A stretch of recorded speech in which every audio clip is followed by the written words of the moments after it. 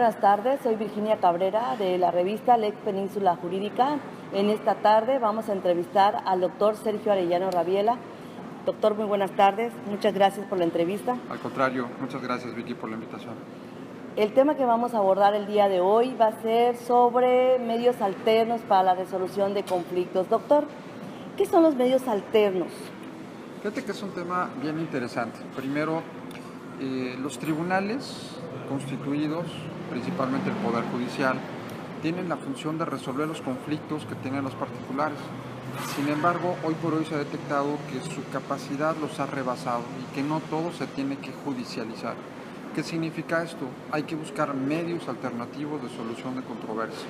¿Cómo cuáles podría ser? Por ejemplo, puede ser la negociación, la mediación, la conciliación e inclusive para los empresarios el tema del arbitraje. Entonces, aquí no necesitamos a la autoridad, no necesitamos al Poder Judicial, no necesitamos, en principio, a los órganos jurisdiccionales. Y fíjate que hay un tema bien interesante. Tanto en la negociación, como en la conciliación, como en la mediación, se tiene que buscar un principio fundamental que se llama ganar-ganar, ¿no? Las partes, cuando tienen un conflicto, necesariamente tienen que buscar un esquema ganar-ganar. ¿Qué significa? Que si hay un conflicto, tenemos que ver las posibilidades de que las dos partes puedan obtener un beneficio, y en este beneficio que les haga que se resuelva la controversia sin necesidad de acudir al tribunal, y que el mecanismo de defensa ante los tribunales sea el último. O sea, no llegar de primera instancia a un tribunal, sino que sea la última opción. ¿Qué diferencia hay entonces entre, por ejemplo, la conciliación y la mediación? De hecho, fíjate que hay un tema bien interesante que es la cronología del conflicto. Yo me iría un poquito más atrás. Primero, ¿qué es el conflicto? En el conflicto hay diversidad de pretensiones. El hombre por naturaleza es conflictivo. Y no conflictivo en plan de pleito, sino conflictivo en simplemente en ponernos de acuerdo en algo, ¿no? Entonces va siguiendo una cronología. Primero, si me permites, haríamos nada más una referencia muy rápida de la negociación. La negociación es cuando las dos partes en conflicto resuelven el problema, directamente las partes, no necesitan de nadie. Entonces, la negociación se puede manejar muy claramente, por ejemplo, en un contrato. La gente no visualiza la trascendencia de negociar un contrato.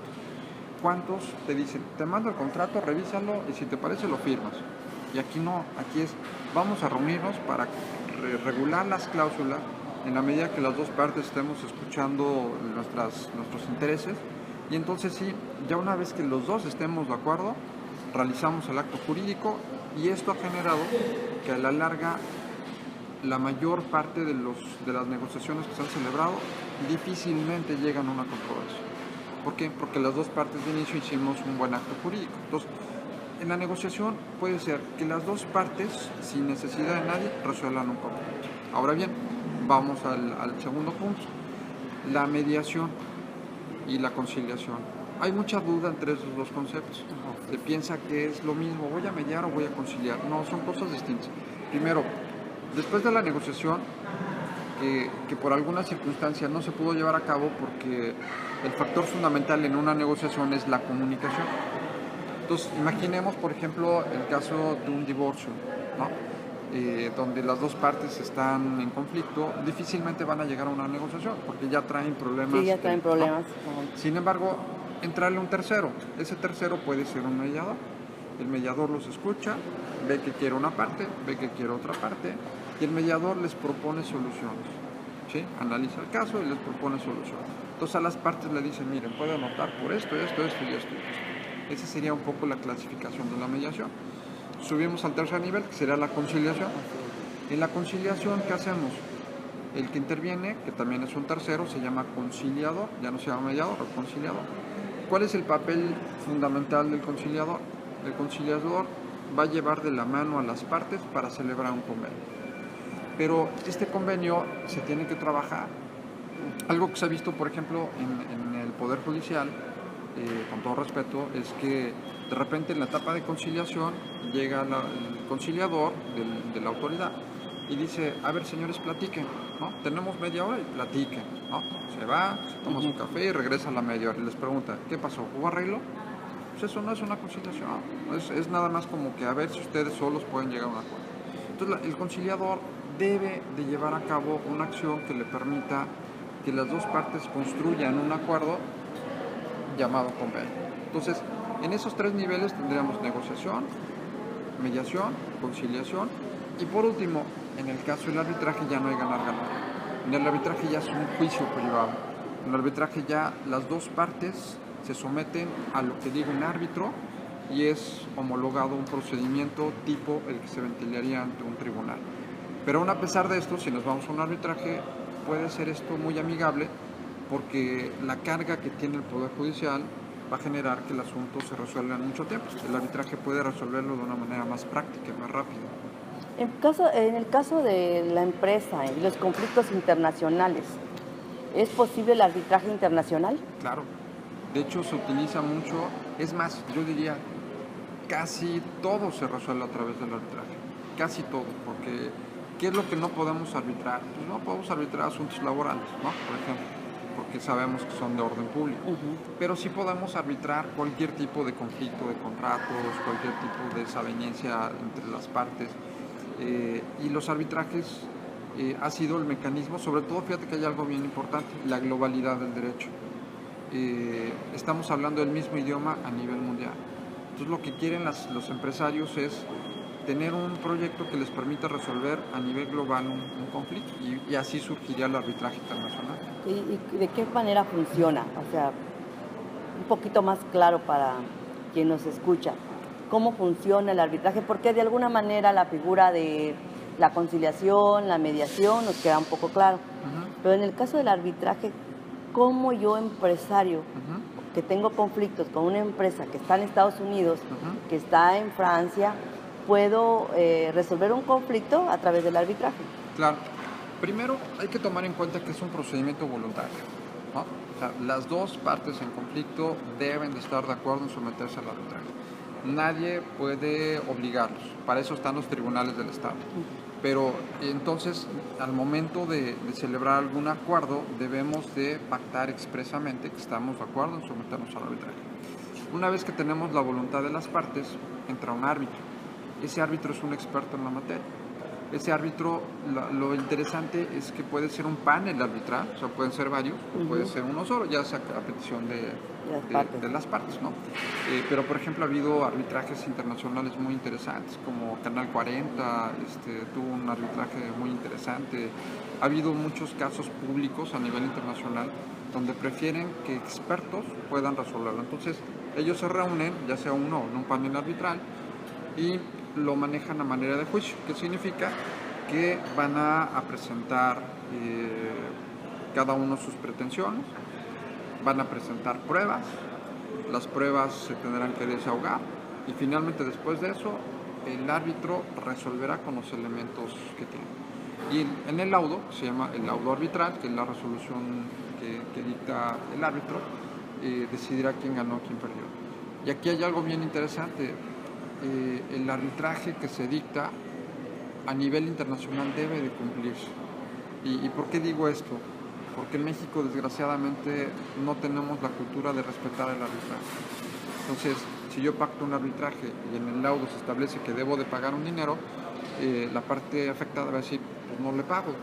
Y entonces vamos a judicializar arbitrajes. Entonces, es un problema en México, pero es otra cultura. A nivel internacional, ¿qué hacemos? Lo que resuelve el árbitro o el panel, eso se hace, ¿no? Es como un tipo sentencia, digamos. De alguna manera, bueno, mejor no de alguna manera, el conflicto entre las empresas que no son de un mismo país resuelven el problema. ¿Y cuáles son los requisitos? De hecho, me quiero regresar un poquito, que también lo que tú comentabas, algo bien importante que tú mencionaste es, tú lo sabes perfectamente como experta en derecho, de que cada país tiene diferentes reglas, diferentes normas. No es lo mismo el derecho romano, el derecho anglosajón, pues tienen distintas posturas. Al hablar de un arbitraje, hablamos de reglas comunes para todos. Entonces, ahí establecen, por ejemplo, cuáles son los tiempos, los plazos, las características, las pruebas, el desahogo y cómo se va a dictar. Es un procedimiento que lo pueden armar las partes a través de un acuerdo, ¿no? Ese se llama el compromiso arbitral. Entonces, en el compromiso arbitral, ahí se puede generar, por ejemplo, todo lo que estamos manejando, lo que para en nuestro país sería cumplir con la garantía del debido proceso. ¿Sí? ¿Qué quiere decir? Que todo mundo sea oído y vencido en un juicio, ¿no? Entonces debes de darle la garantía de la audiencia, debes de escuchar a las partes, debes de resolver. Entonces yo puedo pactar mis propias reglas. Ahora bien, que no me gusta, que no quiero, hay organismos internacionales que proponen reglas arbitrales.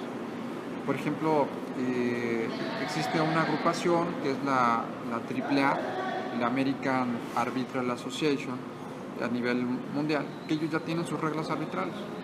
Entonces, ¿qué hago yo como empresario? Si es que quiero someterme a un arbitraje, me adhiero al arbitraje de esta asociación y entonces ahí vienen todas las reglas del juego.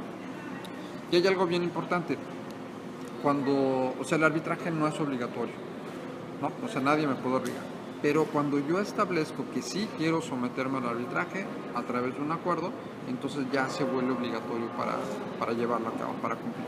¿Esto qué garantiza? ¿Qué le garantiza? Porque quien nos escucha o nos está viendo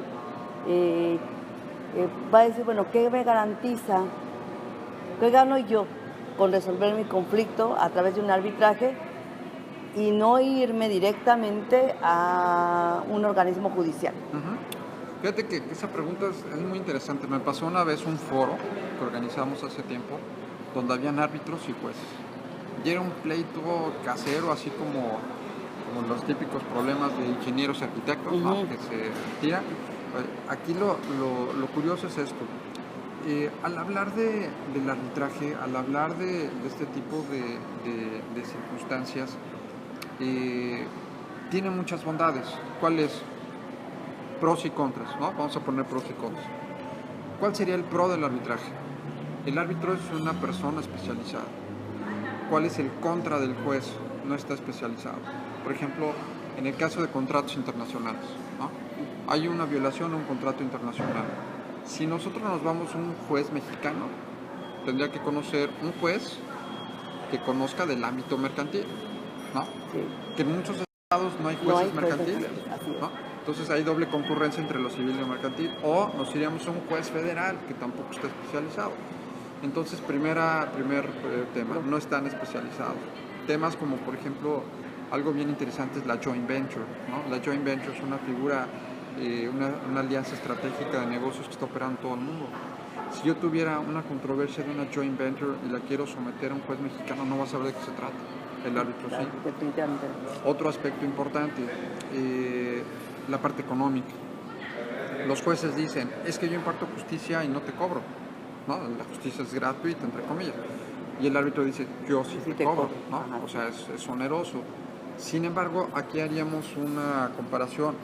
Aunque se dice que la justicia en México es gratuita, yo tengo que pagarle a un abogado, ¿no? O sea, tengo que pagar por que se me imparta justicia. ¿Y cuánto tiempo me voy a tardar? Que es otro factor. El árbitro va a resolver el asunto, ¿qué te gustaría? Dependiendo de la complejidad, pero ¿qué te gustaría? ¿Máximo un mes? ¿Qué va a hacer el juez?